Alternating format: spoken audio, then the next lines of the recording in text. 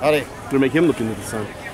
You get shades on. I'm good. I'm good. What we got? All right, you're 9 days away. The other day you said you would start doing a little bit of Cal preparation.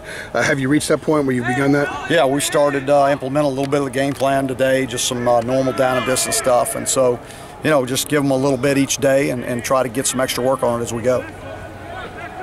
How did, given the number of new guys and new places on the offense, they respond to that? They did all right. You know, I mean, it's a typical first day of install, and we didn't really give them that much. So the things that we gave them were things we've been working on all camp anyway. So there wasn't much of a learning curve for them today. I thought they did okay. Is the quarterback battle down to 2 people, Coach? No, we haven't narrowed it down yet. I mean, it's still 4 guys, and we're still getting as many reps as we can with all of them. You just can't get all your reps. I mean, it's hard to get four quarterbacks reps. Do you go all the way to Friday afternoon before you make a decision? I go till somebody makes a starts separating, and if not, then we've got to make it. You know, we got to narrow it down to at least 2. You know, by the end of the weekend, and start getting 2 guys some reps. Is it tough being in this position for you? Obviously, you'd like to have it nailed down. Yeah, I'd like to have it nailed down, but it is what it is, and so we got to find a way to make it work the way we're going. Obviously, you've been through a quarterback situation before where you weren't sure who had separated themselves by game 1. Did you learn anything from last time that you've used this summer?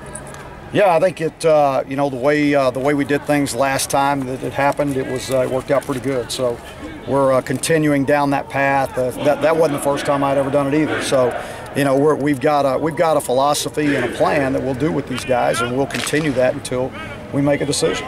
At the outset of camp, you mentioned some names of guys you were going to look at returning punts and kickoffs.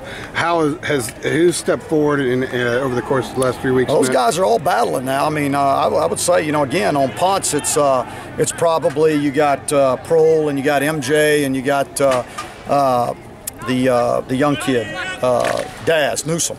You know, and then back on for the kickoff returns, you still got Anthony Ratliff and MJ and Michael Carter added into that mix, and Stanton Truitt and Daz Newsome also there. On the kicking side, Freeman Jones, is he still in competition? Or he is. Yeah, with him and Noah Ruggles are competing.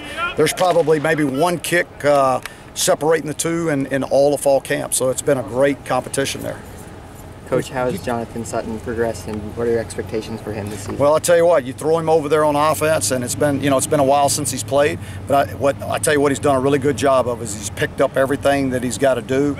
It's probably not the most natural thing for him, but he's really fit in well. He understands it, and he's done a really good job for us in that aspect. How do things stand on the offensive line? Have you kind of solidified any other positions besides maybe center?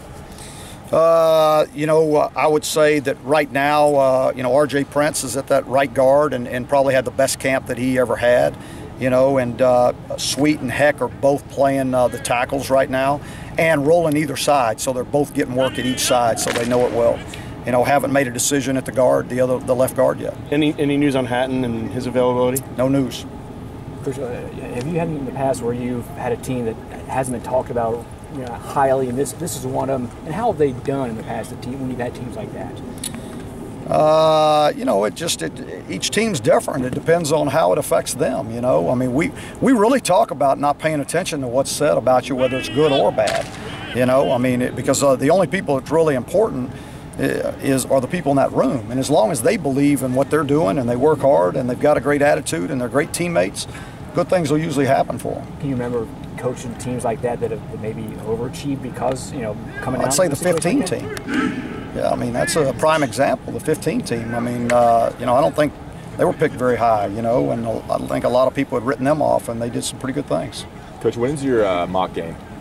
This Saturday. What do you expect to get out of that, and how are you kind of going about We go through the entire gamut from pregame meal to the meetings before the game. We do everything, and we act as if nobody's done it before, and because we've got coaches that hadn't done it before, and we've got new players that haven't done it before. So we do everything, and then in the game we try to make it as game-like as possible, and it's from all the special teams and all the different things from penalties happening into a game to turnovers to just everything that we can think of, we try to get in the game, and then so that we're able to check our communication from the box to the sideline, from the sideline to the field. Just we're trying to cover everything so that if there are any problems, we can get them ironed out this Saturday before next Saturday. Are you simulating a media portion of that?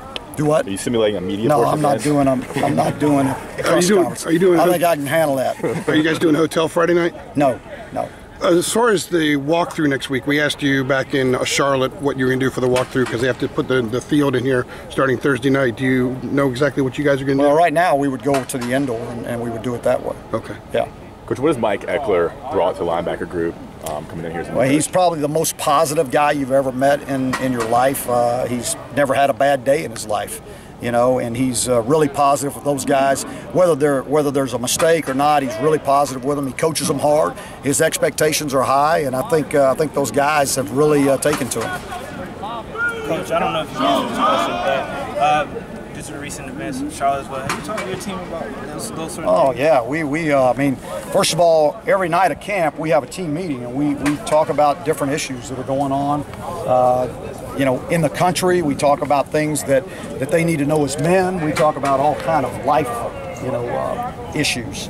And so yeah, we talked about Charlottesville. We talked about Charlottesville. We talked about the rally that was happened the other night. I mean, we talk about that and we let everybody express their feelings. And I mean, it's usually really good. You encourage your players not to go near there just in case something bad happens, or is that up to them? No, it is up to them. All I ask is that they don't surprise me, as long as they communicate it with me so that I know beforehand. That's all I ask, And so, but we talk about it, and we didn't have anybody that had any. There weren't anybody that wanted to go. So, they're just getting out of camp. They're looking to get off their feet and rest and recover. When you evaluate your quarterbacks and who's separating themselves or not, do you weigh Saturday any differently because it's formal walkthrough than you do with practice? No, I really don't. I mean, because it's mock game-ish, but those guys, it's still for them. It's a learning experience. You got a couple of them that hadn't been through it. They hadn't been through a game with us. They haven't been through a game day with us. So there's going to be some issues there. Now, the stuff on the field, yeah, I expect them to know what to do when we're out on the field. All right. Thanks, y'all. Thanks, Coach.